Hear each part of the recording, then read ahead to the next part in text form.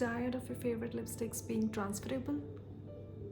So am I. Let me show you a hack that will not only blow your mind but will be super helpful for you. I'm using the same lipstick, Color Essence Pure Matte Lipstick.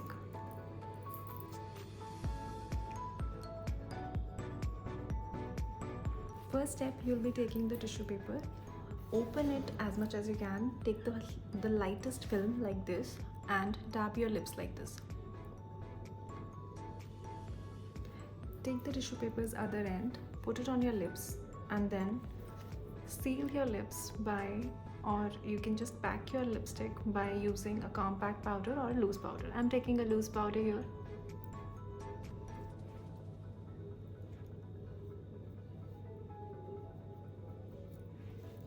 Use a generous amount, guys, because it will help your makeup or your lipstick stay and not transfer.